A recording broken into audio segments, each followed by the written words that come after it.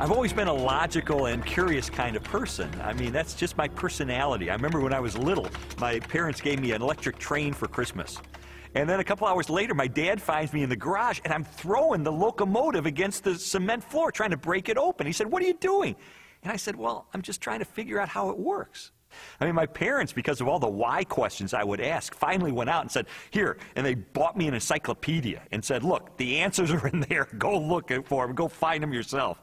I mean, that's just the way I was. And so I guess it's natural that I would become a journalist, because journalists are looking for facts, they're looking for evidence, they're looking for data, they're looking for something that they can publish in the paper and have confidence it is true. Lee Strobel earned a Master of Studies in Law degree from Yale Law School and is the former legal editor of the Chicago Tribune. He is the best-selling author of several books that explore the evidence for the Christian faith. I guess given my curiosity, it's not surprising that when I was in high school, science was my favorite topic, because there the teachers actually encouraged me to like cut open frogs and find out how things work, which I thought was great. When I was a teenager, I had this deep trust in science, and I think part of it was prompted by the fact that I grew up in post-Sputnik America, where Eisenhower encouraged all young people to delve into science so we could catch up with the Russians. So to me, science sort of represented the empirical, the hard facts, the things that could be proven experimentally, and that was sort of the way in which I looked at life. I thought people who had faith, people who believed in supernatural things like God, I saw that as a sign of weakness, because, you know, do you have any data to back that up? In the autumn of 1966, Strobel's interest in science led to a life-changing decision. I can take you back to the exact spot where I was sitting. It was in the third floor, overlooking the asphalt parking lot. I was in the second row, the third chair from the front, when my biology teacher recounted in great detail this experiment that had been conducted in the early 1950s at the University of Chicago. This experiment that impressed Strobel so deeply was one of the most famous in the history of science. In 1953, Stanley Miller, a graduate chemistry student, tried to demonstrate how life first emerged on Earth. Miller attempted to reproduce the Earth's early atmosphere. He pumped hydrogen, methane, ammonia, and a small amount of water vapor into a maze of glassware. Then sparked the gases with electrical discharges to simulate lightning.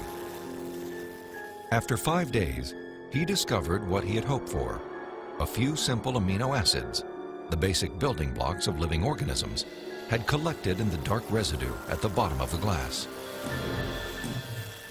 Many hailed Miller's experiment as proof that essential components of life could have formed in the oceans of the Earth billions of years ago. The philosophical implications of Miller's experiment were instantly obvious to me. And for me, it was a eureka moment, because I heard this and I thought, wait a minute. If you can show scientifically that life can emerge without any outside assistance, if life can emerge just from naturalistic circumstances, then God was out of a job. From there, the acceptance of Darwinian evolution, and full-blown atheism for that matter, was pretty easy. Because if living organisms could emerge by themselves out of this primordial soup without the assistance of any kind of a god or supernatural intervention, then they certainly could develop naturally over the eons into more and more complex creatures, just as Charles Darwin theorized in his book On the Origin of Species. As Strobel embraced Darwinism and its atheistic implications, he was surprised to discover that many Christians believed their faith was compatible with Darwinian evolution. There's no way you can harmonize neo-Darwinism with Christianity. I could never understand Christians who would say, well, you know, I believe in God, and yet I believe in evolution as well.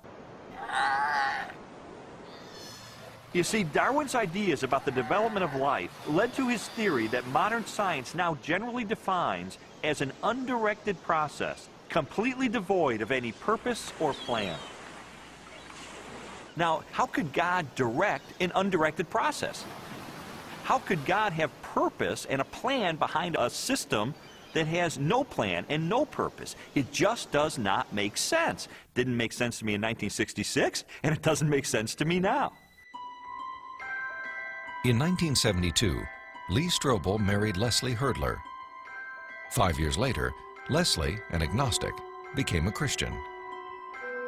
And I thought, this is divorce. This is going to be the end of our marriage.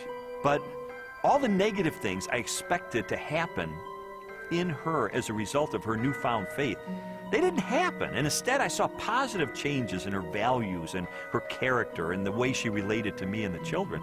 And I thought, wait a minute, she is attributing this to God. And I don't believe God exists. And so that was the main thing that prompted me to say, maybe I need to really investigate this and get to the bottom of this and determine, is there really any rational way I could ever believe that this kind of a God really exists and really causes this kind of transformation in a human being? And so I decided to use my legal training and journalism training, my scientific curiosity, to systematically investigate, is there any credibility to the Christian faith? Because science had played such an instrumental role in his turn to atheism, Strobel embarked on an investigation of major discoveries in biology, chemistry, cosmology, and physics. His study spanned more than 20 years and included interviews with scientists and scholars as he sought to determine for himself what these discoveries implied about the reality of a creator. Throughout his inquiry, one question remained constant. Does the evidence uncovered by contemporary science point us toward or away from the existence of God? Two-time Nobel Prize winner Linus Pauling once said that science should be the search for truth. And that's what I wanted to do. I didn't know where the evidence was ultimately going to take me, but I really did want to know the truth about God. And what I found shocked me, and it stunned me.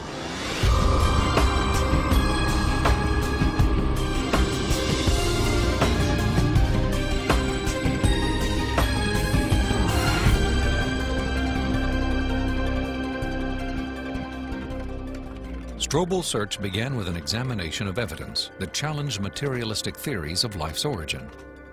He discovered that this negative evidence contradicted the textbook explanations that had once convinced him the blind forces of evolution could account for the creation and diversity of life on Earth. A good example of negative evidence is the 1953 Origin of Life experiment by Stanley Miller, the one that helped lead me into atheism in the first place. As biologist Jonathan Wells explained to me, Miller's experiment has now been thoroughly discredited. Stanley Miller put together a glass apparatus, and in that apparatus he put a mixture of gases that people at the time thought reflected the atmosphere of the early Earth. And those gases were methane, ammonia, hydrogen, and water vapor. But then the professional opinion of what was there on the early Earth changed. In the 60s, geochemists revised their hypothesis and decided that the hydrogen, being very light, would have escaped into outer space. The Earth's gravity isn't strong enough to hold it. And probably the early Earth's atmosphere then consisted of what we now see coming out of volcanoes today, namely carbon dioxide, nitrogen, and water vapor.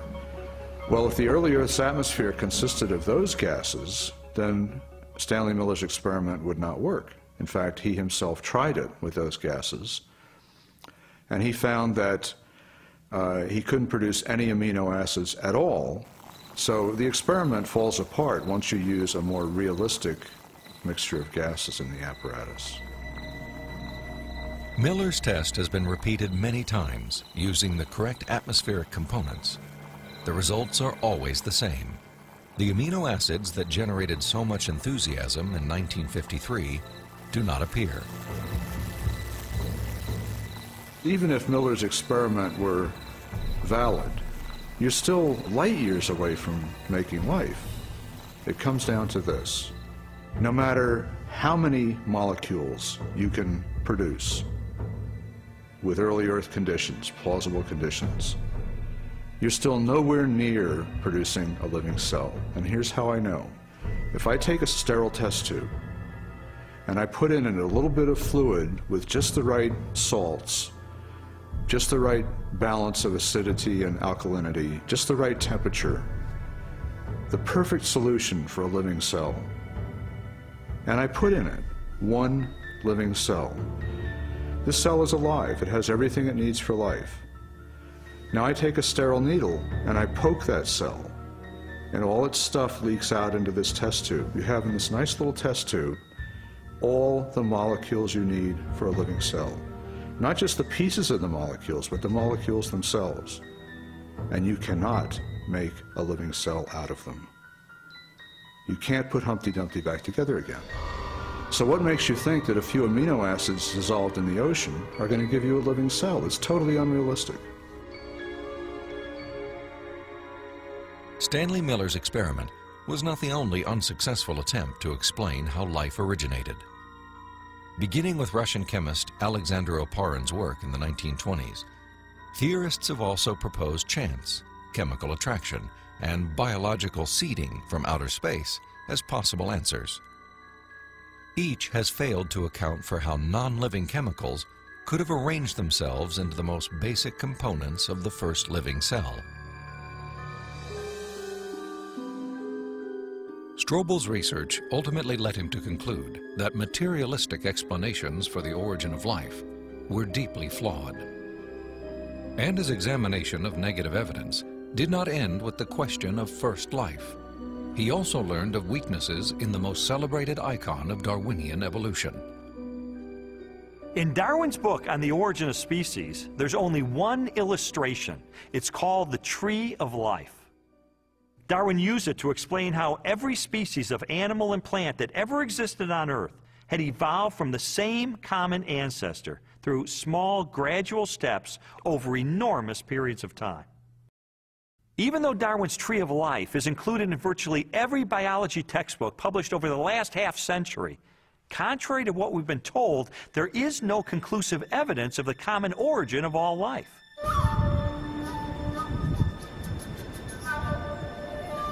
Perhaps the most damaging blow to Darwin's theory is the fossil record. If all living organisms have descended from the same primitive life form, then the rock strata of the Earth should be filled with the fossilized remains of animals that were once part of a great evolutionary chain. A chain of small biological modifications, ultimately leading to a spectacular diversity of life.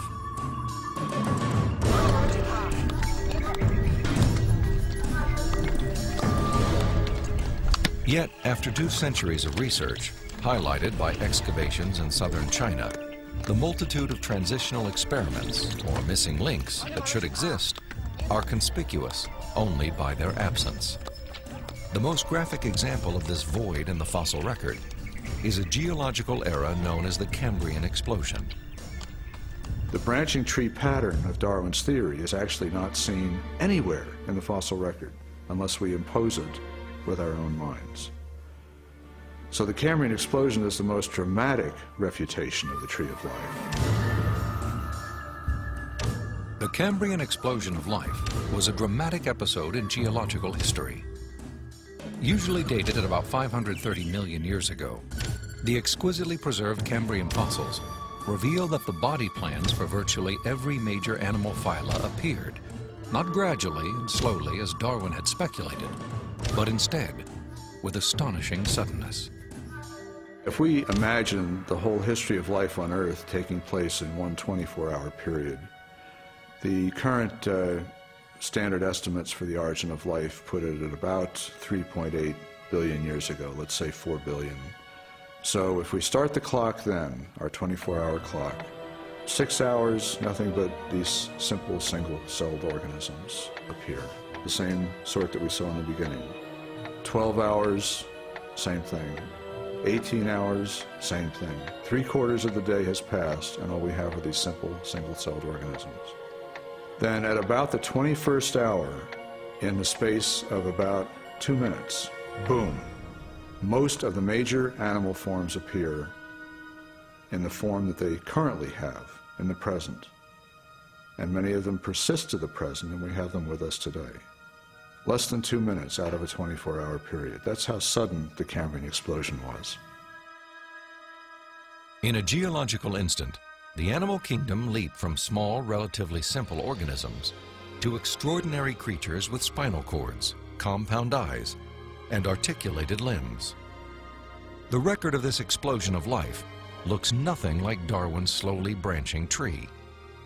Darwin's theory is that there's a tree of life, where you have one organism diverging into many other organisms and big differences appearing at the top. What we really see is from here up. This does not exist in the fossil record. If I were using a botanical illustration, it would be a lawn with separate blades of grass sprouting independently of each other. And those would be the phyla. Now, within each phylum, there is subsequent diversification. But even there, I don't see the branches connecting that would make them a tree of life. As scientists, it's not our job to force the evidence into a theory that just doesn't fit it. And so I have absolutely no desire or reason to uphold Darwin's theory at this point. I think what we're seeing today is a series of scientific discoveries that are opening the eyes of more and more scientists to say, wait a minute, I can no longer believe that pure naturalistic processes can account for the origin and diversity of life. There must be something else here. The challenges to Darwinian theory have led more than 600 scientists with PhDs from major universities throughout the world to sign a document titled A Scientific Dissent from Darwinism. It reads in part, "We are skeptical of the claims for the ability of random mutation and natural selection to account for the complexity of life." These are scientists with PhDs from Stanford and Berkeley and University of Chicago and Cambridge, major universities, who've looked hard and fast at the evidence and have walked away saying, I am not convinced. Maybe there's another explanation. Personally, the negative evidence forced me to conclude that Darwinism would require a blind leap of faith that I just had no good reason to make. Strobel's rejection of Darwinism and materialistic science was also based on a large body of positive evidence for intelligent design. Evidence he first confronted in the science of cosmology, which explores the origin of the universe.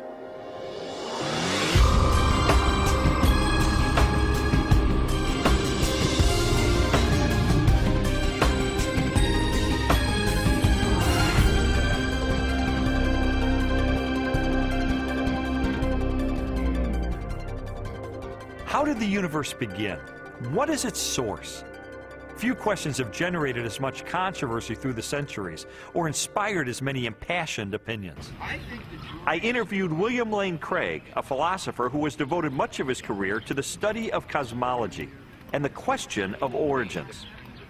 From ancient Greek materialism at the time of Plato and Aristotle up through 19th century idealism, the prevailing view was that the universe is eternal, that the universe never began to exist, that the universe as a whole is, as it were, a static, timeless entity. This belief in an eternal, unchanging universe, for centuries a pillar of Western cosmology, was unexpectedly challenged in 1915 by Albert Einstein's general theory of relativity. Einstein's equations implied a startling possibility. The cosmos was not static, but instead existed in a continual state of either contraction or expansion. Einstein did not like the idea that the universe was dynamic at all. In fact, like almost all scientists at the time, in the early 20th century, he assumed the universe was static and eternal. What's interesting and ironic is that he thought he had made some kind of mistake in his equations for the general theory of relativity. But a few years after he developed the theory, a Belgian astronomer named Lemaitre developed a model based upon his equations, which again predicted that the universe was in a continual state of expansion. In 1929, theoretical predictions were confirmed with empirical data. At the Mount Wilson Observatory overlooking Los Angeles, astronomer Edwin Hubble studied light from distant galaxies. Hubble determined that galaxies beyond our Milky Way were moving away from us at a speed proportional to their distance from the Earth. The more distant the galaxy, the faster it is receding. Hubble's landmark discovery led most astronomers and physicists, including Albert Einstein, to a similar conclusion. If the universe is continually expanding, then at earlier points in its history, it must have been smaller and denser.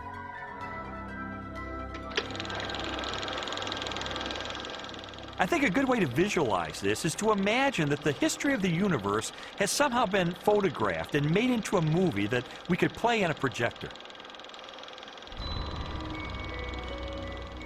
As the projector runs forward, we watch the universe as it continually expands.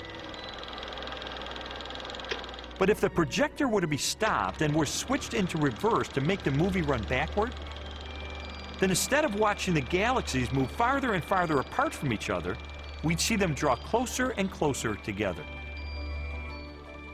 As you trace this expansion back in time, the universe grows denser and denser and denser until finally the entire known universe is contracted down to a state of infinite density, which marked the beginning of the universe. At this point, which cosmologists call the singularity, all matter and energy, physical space and time themselves came into being. This literally represents the origin of the universe from nothing. So the startling implication of Hubble's discovery was the temporal finitude of the universe, that the universe had an absolute beginning at some point in the finite past. During the second half of the 20th century, other discoveries also pointed to a universe with a beginning. These images of the cosmic microwave background radiation document what most scientists now believe is the remnant heat generated during the universe's early history. Background radiation is found throughout the cosmos and indicates its expansion from a sudden, perhaps violent moment in time. This evidence for a finite universe has reaffirmed the conclusion of an ancient philosophical deduction. It is called the Kalam cosmological argument. The Kalam argument is deceptively simple in its formulation. It consists of basically three steps. Premise one is that whatever begins to exist has a cause. Something cannot come into being uncaused out of absolutely nothing. Premise two is that the universe began to exist. And the remarkable development that has occurred is that for the first time, we now have solid scientific evidence for the truth of that second premise, that the universe began to exist.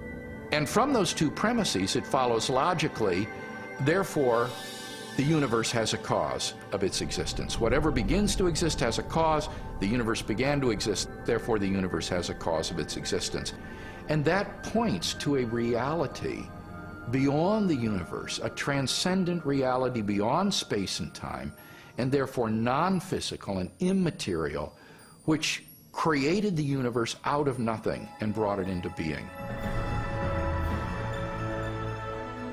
The implications of a finite universe, coupled with other discoveries of modern cosmology, have led many scientists to unmistakably theological conclusions.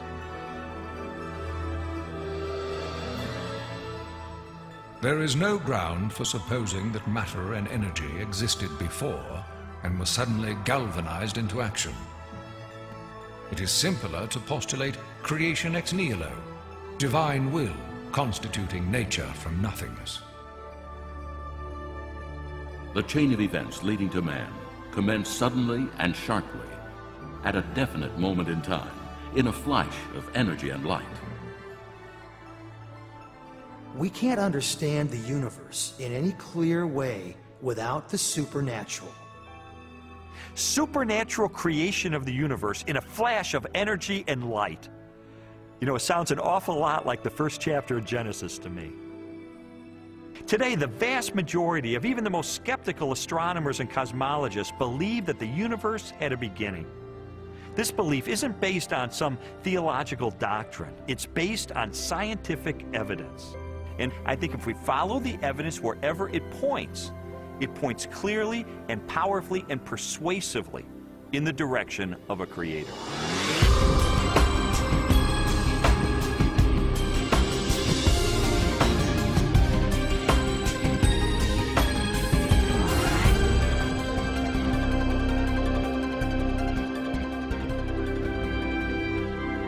Since the beginning of time, all the matter in the universe has been governed by precisely balanced laws and constants.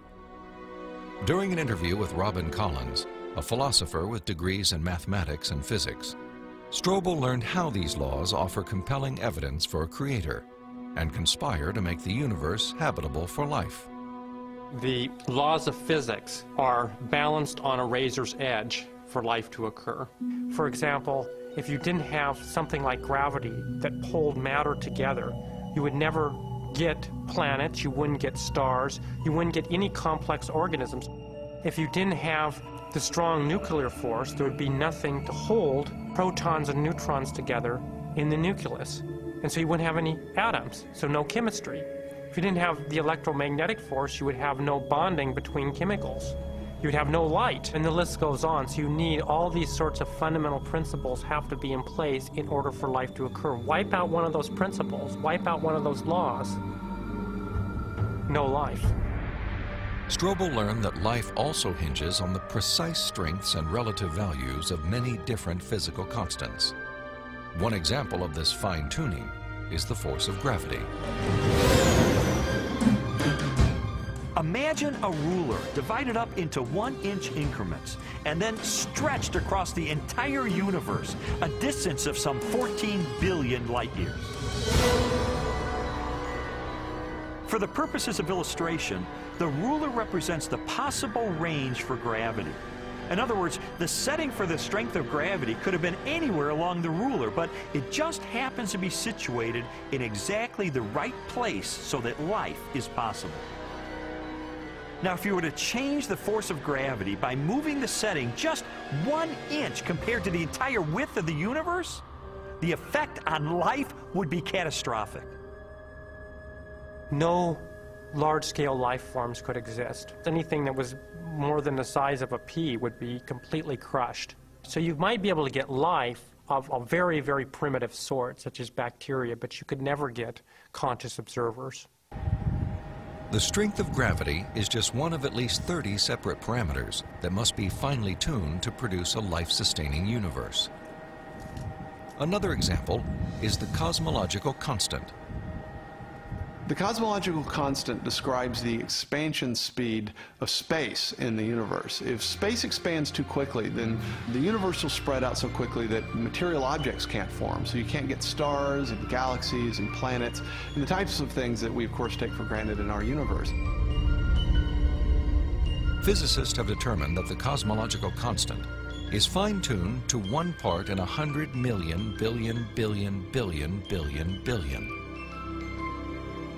Such precision has been compared to traveling hundreds of miles into space, then throwing a dart at the Earth and hitting a bullseye measuring 1/trillionth of an inch in diameter, an area less than the width of a single atom. Just consider those two parameters, gravity and the cosmological constant. Their level of fine-tuning is to a precision of 1 part in 100 million trillion, trillion, trillion, trillion, trillion, trillion. I mean, that's like 1 atom in the entire known universe. This fine-tuning is also evident at the atomic level. The strong nuclear force binds atoms together. If the strength of this force were to decrease by 1 part in 10,000 billion billion billion billion, the only element left in the universe would be hydrogen. Again, chemical life would not be possible. The fine-tuning of the laws and forces of physics is so precise that few theorists are comfortable invoking mere chance as an explanation, unless our universe is not the only roll of the dice. if the universe looks like it's fine-tuned for complex life, maybe there's a fine-tuner. Maybe it was fine-tuned for life. And this has certain unsavory theological implications. And so it's not surprising that those committed to a fundamentally materialistic view of reality would try to find an escape hatch. And the most popular escape hatch for this theological implication of fine-tuning is this idea of multiple universes. As its name suggests, the theory of multiple universes proposes that our universe is not alone. Instead, it is part of a vast ensemble of universes, each with a different set of laws and constants. If there's only one universe, then the conclusion that the universe looks fine-tuned because it is fine-tuned is inescapable. But if our universe is just one of a vast set, then you seem to have more resources to play with. Chance gets a new lease on life. I sometimes try to imagine what physicists have in mind that postulate this idea of multiple universes. I mean, what would the generator look like that creates them? Maybe it's like a giant monolith that has dozens of different dials, each of which has to be set to the right physical constant. If we think of these parameters as dials, each of the dials is different. So if you produce enough universes with enough different dial settings, eventually, just by chance, you get one just right. So you might have to produce a trillion universes. But eventually, if you have a generator that's just spitting out just an enormous number of them, then it gets the right dial setting. And then, by just chance, you get conditions right for life. So it's a huge cosmic lottery. That's the idea. It's an interesting idea. I mean, there's really only one problem with it. There's no independent evidence that it's true. Besides, it really just pushes the question back a step, because we could still ask, who built the generator? The suggestion of multiple universes strikes me as a desperate attempt to explain away the obvious, which is that the universe is finely tuned by an intelligence to sustain complex life. An intelligence that must be beyond the constraints of time and space.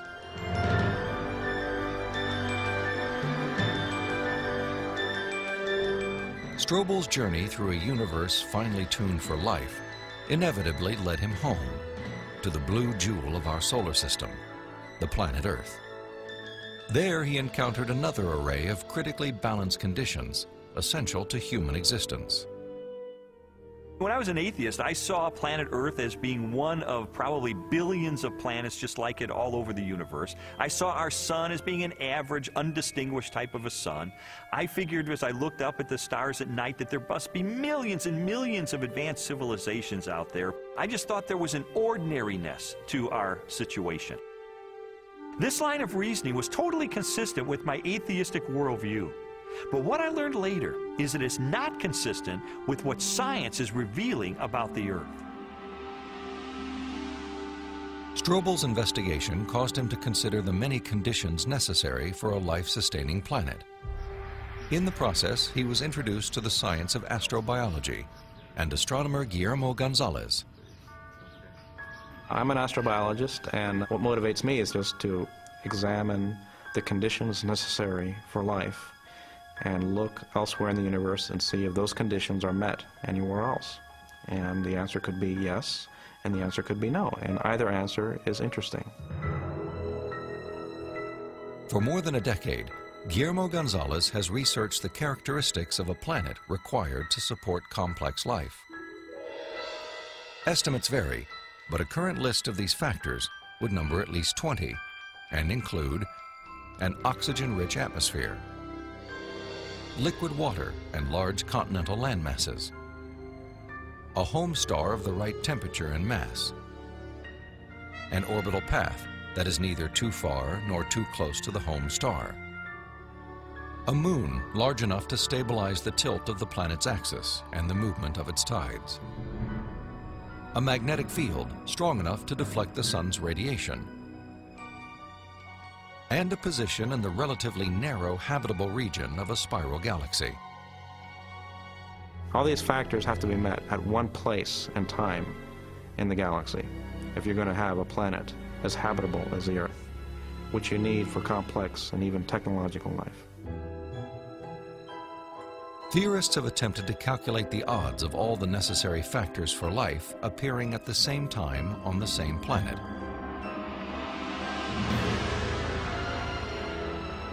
A conservative estimate is 1 chance in 10 to the negative 15th, or 1/1000th of 1 trillionth.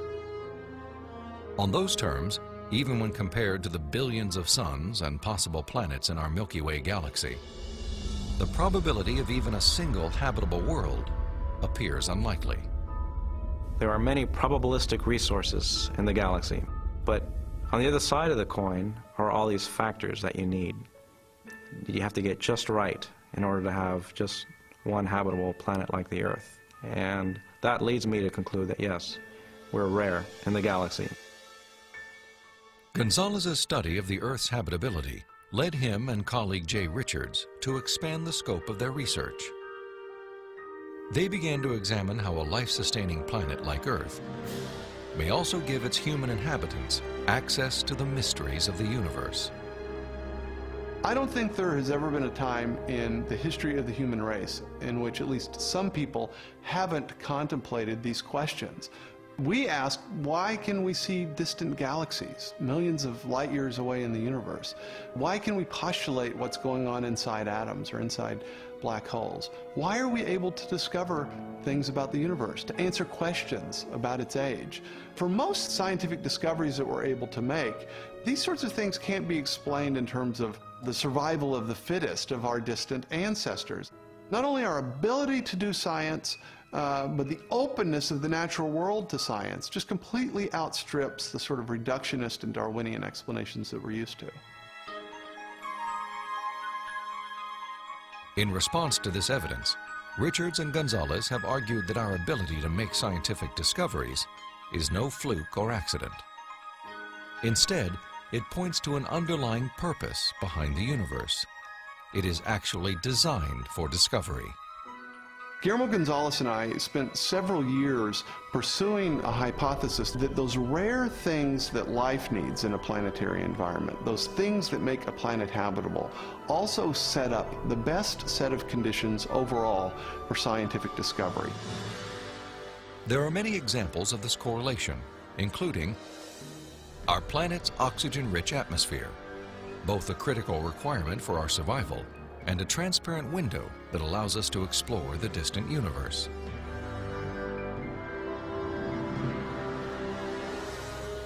The Earth's precise distance from the Sun and the size of its moon and home star.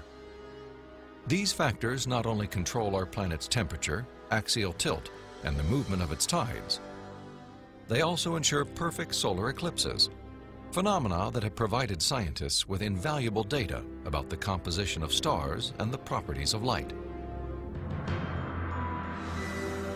And our location in the Milky Way. The Earth is positioned between two spiral arms within a relatively small region where life is possible. As a result, we enjoy an excellent platform for clear, unimpeded views of our galaxy and the rest of the cosmos. I think God intentionally created a habitat for us that allows us to see Him through the creation that He has left behind. And this habitat is conducive for us to do scientific research. It didn't have to be that way, but it is. Why? Because I believe that by doing science, we find God.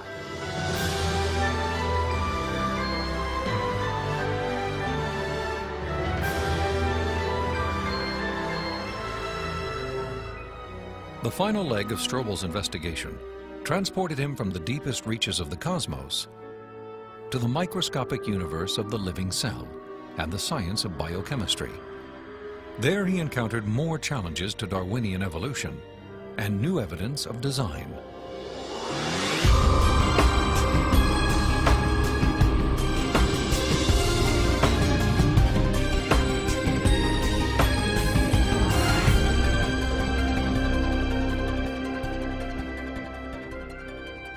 Throughout the second half of the 20th century, spectacular technologies revolutionized scientific understanding of the cell, the basic unit of life.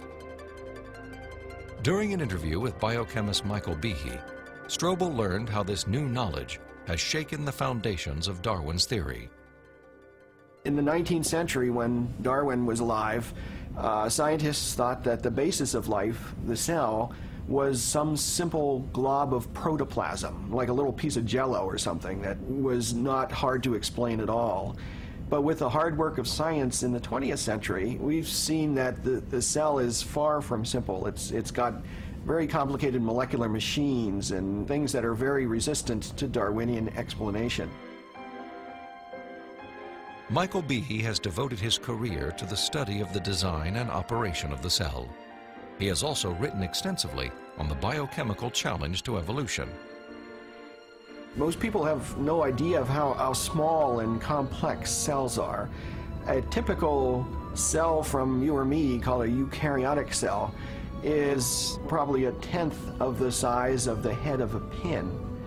And yet, in that single cell, there are about 3 billion units of DNA, making out the chromosomes. And those 3 billion units make the molecular machines of the cell, literally machines that make the cell work. With computer animation, we can enter the cell. Here, the staggering complexity of its molecular machinery is clearly seen. It's like going into an automobile factory. The factory has a large number of machines. The parts have to fit together in very specific ways to do their jobs, and if things go wrong, the cell is in big trouble. And just one cell is enormously complex, but humans, you and I, are made from trillions of cells, and those trillions of cells have to fit together in the right way and do their own job. Darwinism was a lot more plausible when we were thinking about globs of protoplasm than it is when we're thinking about molecular machines. Each of these biochemical machines is a masterpiece of engineering and nanotechnology. They are essential to functions as vital and diverse as vision, photosynthesis, and the production of energy in the cell. Michael Behe has studied several of these machines, including the flagellum, a remarkable rotary motor. I remember the first time I looked in a biochemistry textbook and I saw a drawing of something called a bacterial flagellum with all of its parts in all of its glory. It had a propeller and the hook region and the drive shaft and the motor. And I looked at that and I said, that's an outboard motor. That's designed. You know, that's no chance assemblage of parts. Behe's reaction was not surprising, especially when the bacterial flagellar motor is animated and magnified more than 50,000 times to display the details of its construction and operation. Howard Berg at Harvard has labeled it the most efficient machine in the universe. These machines, some of them are running at 100,000 RPMs and are hardwired into a signal transduction or sensory mechanism so that it's getting feedback from the environment. It's got some tail proteins which act as the propeller. When the flagellum rotates, these push against the water and therefore push the bacterium forward. And the motor uses a flow of acid from outside of the cell to the inside of the cell to power the turning. The bacterial flagellum has 2 gears, forward and reverse, water-cooled, proton motive force. It has a stator, it has a rotor, it has a U-joint, it has a drive shaft, it has a propeller. It's not convenient that we give them these names. That's truly their function. In all, about 40 different protein parts are required to build a flagellar motor. Half of them are constructor proteins, specialized mechanisms that assemble the flagellum's individual components. Since its discovery, biologists have tried to understand how a machine of such superb design could have arisen gradually, without foresight or plan, through the biological pathway Darwin envisioned. I think what Darwin was trying to show was that things that look designed aren't really designed, but that we can find naturalistic processes to account for the complexity of life. Darwin theorized that every part of every living organism evolved through natural selection, a blind process that acts upon random changes in the cell. Darwin believed that, given enough time, These random variations would transform the simplest cells into the great diversity of life that inhabits our planet. In his study of evolution and molecular machines, Michael Behe has raised a significant challenge to the creative power of Darwin's mechanism of natural selection. It is called irreducible complexity. Irreducible complexity was coined by Mike Behe in describing these molecular machines. Basically what it says is that you have multi-component parts to any given organelle or system in a cell, all of which are necessary for function. That is, if you remove one part, you lose function of that system. Irreducible complexity can be illustrated by a familiar, non-biological machine, a mousetrap. The trap is composed of 5 basic pieces: a catch to hold the bait, a strong spring, a thin bent rod called the hammer, a holding bar to secure the hammer in place, and a platform upon which the entire system is mounted. If any one of these parts is missing or defective, the mechanism will not work. All components of this irreducibly complex system must be present simultaneously for the machine to perform its function. Catching mice.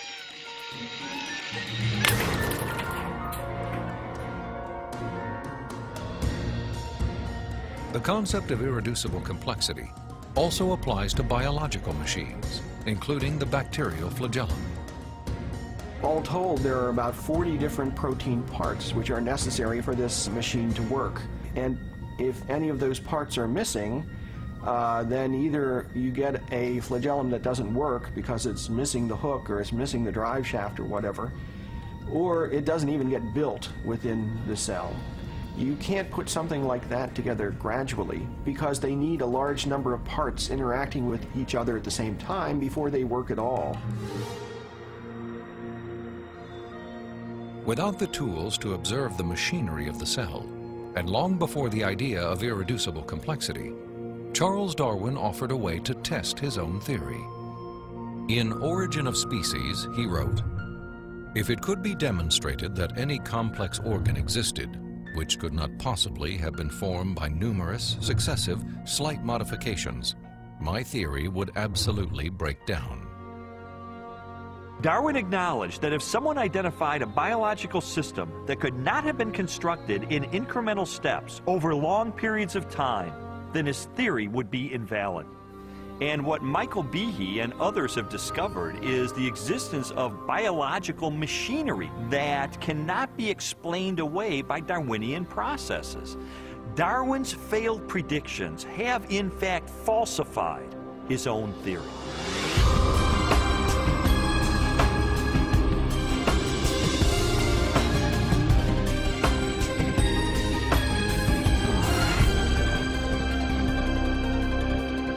The existence of complex biological machines raises an obvious question. If natural selection wasn't the agent of their construction, then what was? The centerpiece of my investigation was an interview with philosopher of science, Dr. Stephen Meyer.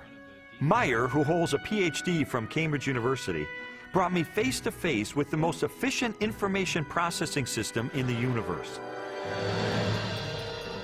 The DNA molecule and its language of life. The discovery of the information-bearing properties of DNA and RNA is a fundamental challenge to all materialistic theories of the origin of life. Neo-Darwinism and its associated theories of chemical evolution and the like will not be able to survive the biology of the information age, the biology of the 21st century. Meyer's conclusions are based upon his understanding of the DNA molecule and the genetic instructions that are locked within the nucleus of living cells. In 1953, when Watson and Crick elucidated the structure of the DNA molecule, they discovered that DNA was a carrier of genetic information in the form of a 4-character digital code. That is to say that DNA functions like a software program, only more complex than anyone has ever created or devised. For a biological system to run and operate, it needs genetic information to build the proteins and protein machines that cause the cells to maintain their function. This information is stored in a precise arrangement of 4 chemicals that scientists represent with the letters A, C, T, and G. Sequences of these chemicals provide the instructions necessary to assemble complex protein molecules that in turn help form structures as diverse as eyes, legs, wings, and hearts. This code has been called the language of life, and it is the most densely packed and elaborately detailed assembly of information in the known universe. Geneticist Michael Denton has estimated that the amount of biological information necessary to build all of the proteins in all of the species of organisms that have ever existed on planet Earth could be held in a single teaspoon. And we'd still have room left over for all of the information contained in every book ever written. The more I learned about DNA, the more I understood the significance of what Stephen Meyer called the most fundamental question facing biology today. Where did the information in DNA come from? How did it arise in the first place? Well, lots of people have wanted to explain the origin of information by reference to the laws of physics and chemistry, or by reference to the chemical properties of the constituent parts of the DNA. But that would be like saying that you could explain the information in this morning's New York Times headline by reference to the physics and chemistry of ink bonding to paper. There is a chemical explanation as to why the ink sticks to the paper, but that does not explain the way the ink got arranged to convey a message that could be understood by speakers of the English language. Information requires a material medium, but it transcends the material medium. An explanation for the origin of the genetic instructions needed to build the first life is the holy grail of 21st century biology. Theories proposing that this information arose through natural selection acting upon non-living molecules, or the self-organizing power of chemicals in a primordial soup, have repeatedly failed. Even time and blind chance, the oft-invoked saviors of implausible biological scenarios, have fallen far short as accounts for the source of the instructions in DNA. Mathematicians, for example, have calculated that a universe filled with monkeys, typing relentlessly throughout the oldest estimated age of the cosmos, would have no realistic chance of producing Shakespeare's play Hamlet, let alone a transcript of the genetic information required to build even the simplest living cell. Based on our uniform and repeated experience, which is the basis of all scientific reasoning about the past, there is only one known cause for the origin of information, and that cause is intelligence. Whether we're looking at a hieroglyphic inscription, a section of text in a book, or a computer software, if you have information and you trace it back to its source, invariably you come to an intelligence. Therefore, when you find information inscribed along the backbone of the DNA molecule in the cell, the most rational inference, based on our repeated experience, is that an intelligence of some kind played a role in the origin of that information. The implications of the scientific evidence, coupled with Meyer's logic, are profound. If we are finding information inside every cell and every living creature, could that not be, in a sense, the signature of a creator?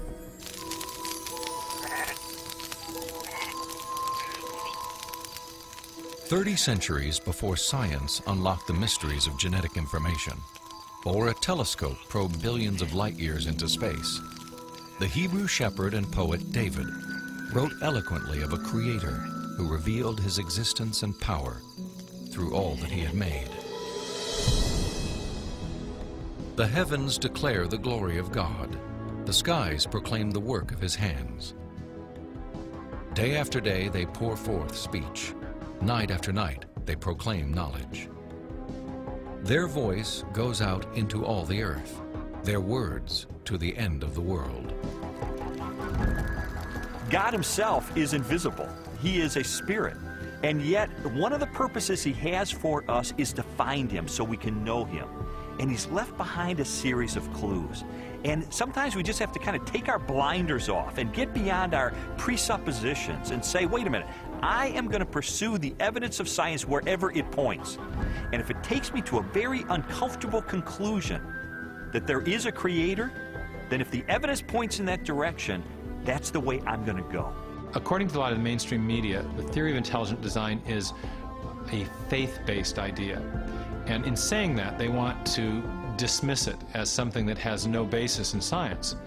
But the media has confused a fundamental issue. They're confusing the evidence for the theory with the implications of the theory. The theory of intelligent design may well have implications that are supportive of theistic belief, but the theory is not based on theistic belief.